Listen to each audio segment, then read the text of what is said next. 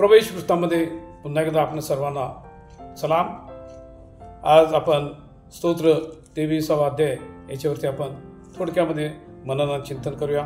परमेश्वर जो आपला उत्तम मेंढपाळ आहे, जो आपल्याला दर दिवशी सांभाळतो, वागून घेतो, आणि या बाबतीमध्ये हे जे वचन आहे स्तोत्र 23वा अध्याय आपल्या अनेकाचा तोंडपाठ आहे।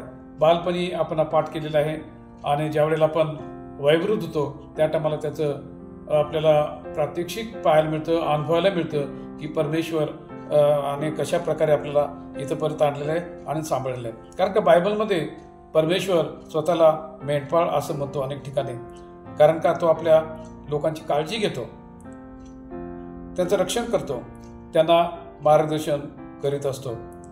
मेंढपाळ त्यांच्या मेंढरांना सुरक्षित ठेवतो, शत्रूपासून त्यांचा सांभाळ करतो।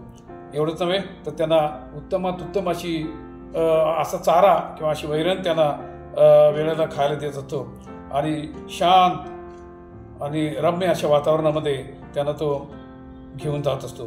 हेच देव आपल्या भक्तांसाठी करत असतो, जे त्याला शरण जातात त्यांना कोणत्याही गोष्टीची कमतरता पडत नाही। कारण का शास्त्र म्हणतं परमेश्वर किती चांगला आहे याचा अनुभव घेऊन पहा। एवढंच नव्हे तर पाहतो मेंढपाळ जसा मेंढराचं प्राण्यांपासून रक्षण करतो, त्याचप्रमाणे देव त्याच्या लोकांना सर्व धोक्यापासून वाचवित असतो, त्यांचं मार्गदर्शन करतो। एवढंच नव्हे तर त्यांना योग्य दिशा दाखवतो।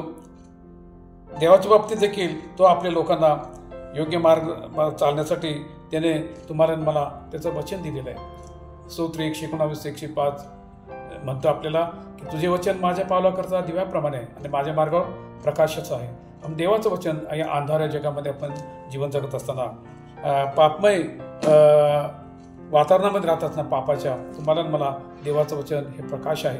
एवढंच नव्हे तर आपल्याला धीर देतं, शक्ती देतं, सामर्थ्य देतं। एवढंच नव्हे तर परमेश्वरा आपला मेंढपाळ असून तो आपल्याला चालवतो। यामुळं आपण कोणत्याही प्रकारे कसल्याही परिस्थितीतून जात असलो तरी आपण घाबरणार नाही, भिणार नाही, कारण का आपला तो साथ देतो आणि तो आपल्याला सोडणार नाही।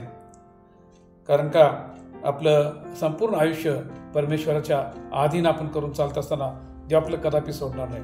परमेश्वर करो तुम्हाला मला परमेश्वर जो आपला मेंढपाळ आहे तो सतत राखण करो, आपला सांभाळ करो, आणि आपलं आयुष्य चिरकाल असं असावं आणि आपण तिथं राहावं स्वर्गीय नगरीमध्ये म्हणून देव आपला आशीर्वाद करो असं माझी प्रार्थना आहे। देव तुम्हाला आशीर्वाद देव।